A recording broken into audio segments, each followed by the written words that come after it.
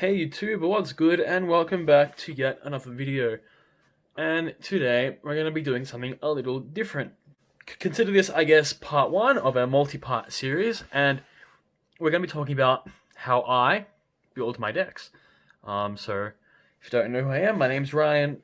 I've been playing this game for a long time, and this video series will go through my philosophy and how I make my decks in this game, because personally, that's my favorite thing about Yu-Gi-Oh! I think Yu-Gi-Oh! Is definitely a what you make of it kind of game. It has its flaws, but my favorite thing is the whole deck construction element, and I guess the infinite different combinations of cards that you can produce to achieve some pretty cool outcomes. I think of it like a puzzle, right? Especially new ban list, new puzzle, things that I can solve. Anyway, moving on.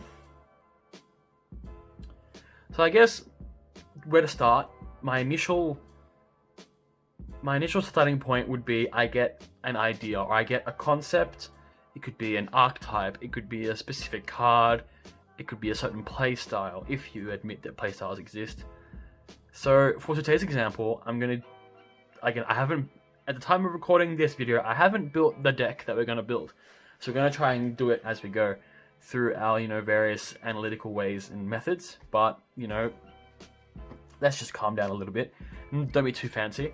So the card in question, or the initial idea, is this card here, Revival Dragon Rhapsody. So if you guys don't know what this card does, if you control a spellcaster monster, you can target 2 dragons in your grave. At least one of them has to be a normal monster, and then you can special summon them. And then it has the other effect that your opponent takes no damage. That's fine. So why this card? Well, I obviously see the potential for this card in Dragon Link. I mean, summoning back 2 dragons is pretty crazy, but it has a few weird conditions that we have to work around and we have to analyze. So I guess step 1 in the deck building process is, the initial idea and the viability of the initial idea. Alright? So if our initial idea is Dragon Revival Rhapsody in a deck we all know and love, Dragon Link, how are we going to go about doing that? And is it viable to do this or not? So I guess just looking at the card in question, so it's got a few things we got to work with. We need a spellcaster, we need dragons, and we need a normal dragon. And so I guess the first thing that I would analyze would be, well, normal dragons. So I guess most people know already that some Dragon Link or all Dragon Link, you can play cards like Unexpected Die. Especially on a monster out of your deck. And they're usually quite good. There's light and there's dark ones, and there's tuna monsters. So that's already looking good for our cause. And there's also Dragon Shrine. So Dragon Shrine has the additional effect that you can actually send a normal dragon first, and then send another dragon. So if you open either this or this, your Revival Dragon Rhapsody would be live in question. And then Dragon Shrine, we all know how good rockets are. We can send our vanilla, we can send our Abzerata Dragon, and then we can get to add them to our hand. So this is kind of a multi-purpose card. So I guess for the viability of this card, I think it's going up and up and up. And then we can even use old cards, like Draconet. He has been out of the game for quite a while, but he may come back for this concept. I don't know. It's just a very easy way to get a vanilla out of your deck. And then we can't forget the best card in the game, Crystron Halqifibrax. He could always just be used to summon, any of the vanilla dragons in question. Vampire Guard, Galaxy Serpent, Guard Dragon Justicia.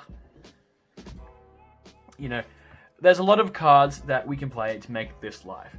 So I guess my initial analysis on the dragon part is that, yeah, it's pretty feasible. I think we can do it. I think we can open up consistent hands in regular Dragon Link with maybe some slight adjustments that this card can be live, and we can use it to its fullest potential. The potential being, obviously, special summoning back 2 dragons. And then, summoning back a Black Metal, or a Rocket Tracer, or a Seifert, or, any dragon card. I guess, another good point to note would be, say, I guess, late game, where you could even summon back things like a Boral Sword, or a Hieratic Spheres, or a Buster Whelp. You can summon back the link monsters. This doesn't just discriminate against, you know, level or position, so we can do that. So I think for the dragon part, I think we're fine. But then we have to control a spellcaster. So I thought about this in a few different ways, you know, just thinking about it again analytically.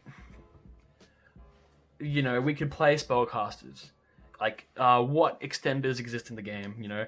There's cards like, you know, Performer Mage, Hat Tricker, and Trick Clown. Again, these aren't bad cards, but do they fit in a Dragon Link strategy? Well, kind of, but, you know, Trick Clown, you're assuming you have to discard it out of your hand. So what, are you assuming that you're always going to have Dragon Ravine or Melody of Awakening Dragon to discard it? Or even Brotor discarding it? 1-for-1, even, foolish. Again, it's not reliable. Like, I wouldn't want to play 3. I don't think it's a reliable guarantee to get a spellcaster. Again, Hat Tricker is in a similar vein. Good card, great extender, but it's like, you have to assume that, you know, you have 2 monsters on the field and you have to draw it or search it off Damage Juggler. Like, good cards and all, but I just don't think that they fit. I know that Dogmatica Ecclesia is also another, you know, generic spellcaster extender. You don't have to use the effect to search. All you need is a monster from the extra deck. So then that's also a bit like, I mean, you can make Striker Dragon very easily, just from any dragon, summon this out of your hand. That actually doesn't seem too bad, but again, you need a really consistent and reliable way to get to that. You could also Needle Fiber into Veiler, because you could play Veiler anyway as part of your regular deck, and then that would give you the spellcaster you need to activate that card. But then that also has the problem of assuming Needle Fiber is resolving. So I think that, you know, main deck aside, I don't think that that's the way to address that card. I think we have to get a spellcaster somewhere else, and that would be out of the extra deck. So thinking about it quite a lot, I know that if you did resolve Veiler with a Needle Fiber, you could go into Selene, and then Selene actually has the really good arrows for LP and for Pisty already, which is really cool. So that's another, you know, option, but again, you have to assume that those players are successful and they're resolving. Another one would be Equimax and Magius. So you could, you know, pump into a link 3, pump any Metamorphoses into a link 3 to make a Magius, and then, I mean, Equimax, and then go down into a Magius. And then, I guess, the benefit of using Magius is that there is Dragon type Crusadia Draco, who's quite good, quite useful. But then again, it's like, why are you pumping 3 monsters into making Equimax when you could just be making, you know, Romulus or Needle Fiber anyway? I think they're a bit safer of cards instead of making Equimax to go down into Magius. And I think Magius, you have to adjust your main deck a bit too much to facilitate that. But then another option, another card that are spellcasters would be the Charmer Links. So thinking about it a bit, I actually personally think that these would be the best options to make a strategy work, because I know for the Water Charmer, Needle Fiber is water. So worst case scenario is that you can, you know, summon your tuner of Needle Fiber, say summon a dragon type tuner of Needle Fiber, and then you could just link them into the Water Aria, the Water Charmer, yep. And then that would make your Revival Dragon Rhapsody live. So, you know, for example, in a case where you say Unexpected Die, a Vanilla Dragon, and then normal something else, make Needle Fiber, you could actually Needle Fiber into Rocket Synchron, and then link them both, because you have a water monster for the Water Charmer that would make your Revival Dragon Rhapsody live. That doesn't sound too bad to me. I know alternatively, you could play the Fire Charmer. So we are playing Flamboyant, that can make the Fire Charmer, Heater. I know, again, for the water one, you can play the Guard Dragon, Justicia, to make the Water Charmer. I guess Heater has the added benefit of, if you can randomly make it, say if your opponent randomly ashes you, you can always, you know, take the ash for other link plays. That's quite good. And then I know that when you're comboing off with, say, Linkross and Mighty Metamarcha is a wind type. So you could actually make the Wind Charmer. So I guess in order to make this viable, you would have to play one of these. Because they're really easy, they're really generic to make, and I think you can always make it with like little, I guess, cost to your main combo or to your main deck. So I guess let me know what you guys think we should do in terms of Charmer or in terms of Spellcaster. But honestly, at the moment, I'm leaning towards Heater because, again, I like the idea of Flamebolt Guard being able to make this, be able to make this live very quickly. So I think after all our analysis, I think we can make a pretty consistent deck around this card, Revival Dragon Rhapsody.